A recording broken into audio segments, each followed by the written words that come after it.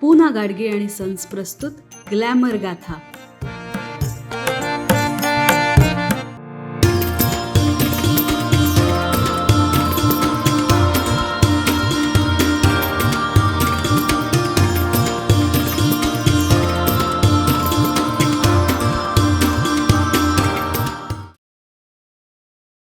नमस्कार. ग्लॅमर गाथाच्या आजच्या भागात मी चैताली आपल्या सगळ्यांचं मनापासून स्वागत करते.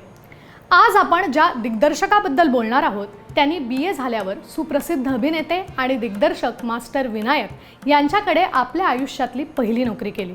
पण त्यांचं काम फार आगळं वेगळं होतं. मास्टर विनायकांनी त्यांना 2 लायब्ररीमधील मेंबरशिप घेऊन दिली होती आणि हवे तेवढे चित्रपट बघण्याची मुभा दिली होती. त्यांना एखादी भूमिका किंवा कथानक चांगलं वाटलं तर त्याची चर्चा मास्टर विनायकांशी करायची ही जबाबदारी या दिग्दर्शकांना देण्यात आली होती. कदाचित हे काम करत असताना त्यांच्यामध्ये दिग्दर्शकाला आवश्यक असणारा दृष्टिकोन तयार झाला असेल. त्यांना आणखीन एक काम होतं ते म्हणजे गानसम्राज्ञी लता मंगेशकर यांना इंग्रजी ते शिकवत असत. वयाच्या अवघ्या 23व्या वर्षी वंदे मातरम या मराठी चित्रपटाचं दिग्दर्शन करण्याचं शिवधनुष्य त्यांनी अगदी लीलया पेललं. अशा या थोर दिग्दर्शकाचं नाव आहे राम गबाले. राम नारायण गबाले यांचा जन्म 20 मार्च 1924 रोजी कोल्हापूर जवळील हातकणंगले येथे झाला. त्यांचे वडील कोल्हापूरच्या विद्यापीठ हायस्कूल या शिक्षण संस्थेत शिक्षक होते, त्यामुळे त्यांचं शिक्षण कोल्हापुरात झालं. राम गबाले यांनी दिग्दर्शनाबरोबर निर्माते, पटकथा लेखक आणि संवाद लेखक म्हणून सुद्धा भूमिका बजावल्या. मास्टर विनायक यांच्या प्रफुल्ल पिक्चर्स या संस्थेतून त्यांनी चित्रपटांच्या क्षेत्रात काम करायला सुरुवात केली. 1948 साली प्रदर्शित झालेल्या वंदे मातरम या चित्रपटाचे दिग्दर्शक म्हणून पदार्पण केल्यानंतर त्यांनी देव पावला, जशास तसे, दूध भात, नरवीर तानाजी, देव बाप्पा, पोस्टातली मुलगी, छोटा जवान, जिव्हाळा, जोहार मायबाप, तन्हाई, छत्रपती शिवाजी, नंगे पाव अशा अनेक दर्जेदार मराठी आणि हिंदी चित्रपटाचं दिग्दर्शन केलं. त्यांनी केलेल्या अनेक बालचित्रपटांमुळे लहान मुलांकडून उत्तम काम करून घेणारा दिग्दर्शक म्हणून सुद्धा त्यांची ओळख चित्रपटसृष्टीत निर्माण झाली. व्ही शांताराम यांच्या राजकमल कलामंदिर स्टुडिओच्या चिल्ड्रन फिल्म डिव्हिजनचे डिरेक्टर इन्चार्ज हे पद सुद्धा त्यांनी भूषवलं. राम गबाले यांनी अनेक नामांकित कलाकारांबरोबर कामं केली. त्यांचे ग दी माडगुळकर, पु ल देशपांडे यांच्यासारख्या अनेक दिग्गज कलाकारांशी जिव्हाळ्याचे संबंध होते. ज्येष्ठ संगीतकार सुधीर फडके आणि राम गबाले यांची तर फारच घट्ट मैत्री होती. आपल्या एका मुलाखतीत बोलताना त्यांनी जशास तसे या चित्रपटाचा किस्सा सांगितलाय. ग दी माडगुळकरांची सीताराम एकनाथ नावाची एक कथा होती, त्यावर चित्रपट तयार करायचं ठरवलं. त्यामध्ये व्यंकटेश माडगुळकर सुद्धा मदत करतील असं ठरलं होतं. 3-4 दिवस बैठक जमली आणि काम सुरू होतं.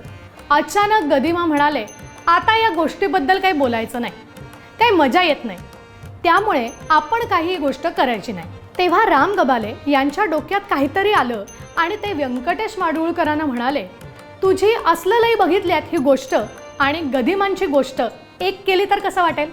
ते दोघं लगेच गदिमांकडे गेले. त्यांना सुद्धा ही कल्पना आवडली आणि गोष्ट झाली आपली अशी उत्स्फूर्त प्रतिक्रिया त्यांनी दिली. या प्रसंगावरून राम गबाले यांचं अभ्यासपूर्ण व्यक्तिमत्व आणि त्यांचा साहित्याचा अभ्यास आपल्या लक्षात येतो.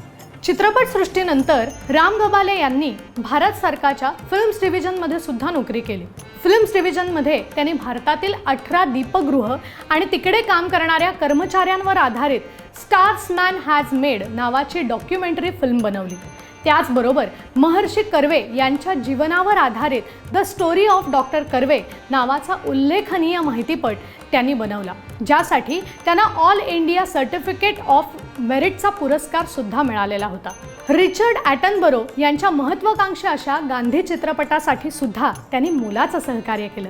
याशिवाय राम गबाले फिल्म इन्स्टिट्यूटचे उपप्राचार्य होते आणि तिकडेच दिग्दर्शन विषयाचे प्राध्यापक म्हणून सुद्धा त्यांनी काम केलं. तसंच मुंबईमधील चित्रनगरी म्हणजेच फिल्म सिटी कार्यकारी संचालक म्हणून सुद्धा त्यांनी काम केलं. राम गबाले यांनी आपल्या कारकिर्दीत जवळपास 70 चित्रपट केले आणि मुंबई तसंच दिल्ली दूरदर्शनसाठी काम करताना साधारण 100 डॉक्युमेंटरी, व्हिडिओ फिल्म्स आणि मालिकांवर काम केलं. राम गबाले यांच्या छोटा जवान आणि जिव्हाळा या चित्रपटांना महाराष्ट्र शासनाचा सर्वोत्कृष्ट मराठी चित्रपटाचा पुरस्कार मिळालेला आहे. 1960 साली प्रदर्शित झालेल्या फूल और कलिया या बालचित्रपटासाठी राम गबाले यांना मानाचे असणारे पंतप्रधानांचे सुवर्ण पदक मिळाले होते. 2001 साली मराठी चित्रपटसृष्टीतील उल्लेखनीय योगदानाबद्दल महाराष्ट्र शासनाचा प्रतिष्ठित व्ही. शांताराम जीवनगौरव पुरस्कार त्यांना प्रदान करण्यात आला. प्रसिद्धीच्या झोतात फारसे न येता जवळपास 6 दशकं चित्रपटसृष्टीत काम करणाऱ्या राम गबाले यांनी 9 जानेवारी 2009 या दिवशी जगाचा निरोप घेतला. पण त्यांचा जीवनप्रवास आणि त्यांनी केलेलं काम येणाऱ्या प्रत्येक पिढीसाठी मार्गदर्शनपर ठरेल यात काही शंकाच नाही. राम गबाले यांनी दिग्दर्शित केलेला कुठला चित्रपट तुम्हाला आवडतोय हे मला जरूर कळवा.